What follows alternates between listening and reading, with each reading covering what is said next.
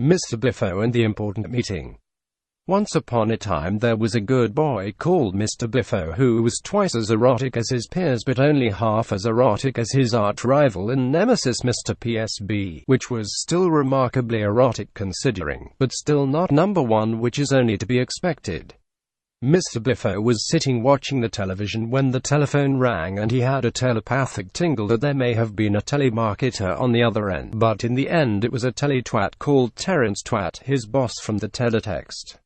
He said, "Hello Mr. Biffo, I need you to come into the office for an important meeting and please do poo before you enter the room. We do not want a situation like last time."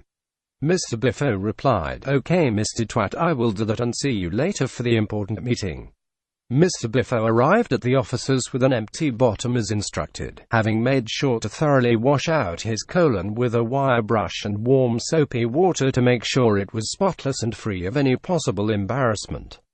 He climbed the stairs to the room where the important meeting was happening, and when he entered the room there were tarpaulins everywhere and everyone was wearing those hazard suit things, but he said, "It is okay. My heart is full of love and respect and my bottom is empty," and everyone breathed a huge sigh of relief and packed away all the tarpaulins and hazard suits, which if you've read any of these books before you can appreciate was probably a mistake.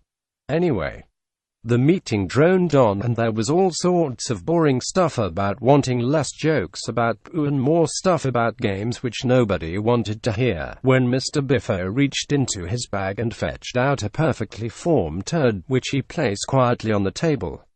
As the meeting wore on and everyone's focus remained on the nonsense his boss was spouting, Mr. Biffo added another poo-poo and then another, playing his own private game of brown Jenga in reverse. Finally, when his monument to toilet contents had reached 30 centimeters in height, Mr. Biffo's boss noticed it and said, "What the hell is that?"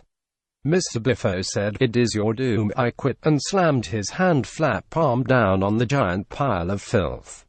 There was an explosion of shit, and nuggets of dirty shrapnel flew to all four corners of the room. Mr. Biffo was closest to the impact and took the brunt of the backblast, but this small sacrifice was worthwhile for the sight of an almost intact bum cigar having been displaced from the middle of the tower at some speed, flying straight into his boss's open mouth.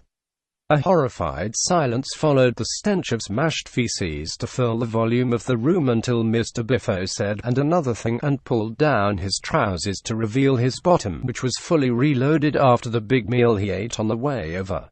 The liquid brown jet of his contempt shot across the room, and as his was perfect, it hit his stunned boss in the mouth, washing the poo that he had landed there down his gullet and into his tummy-tums.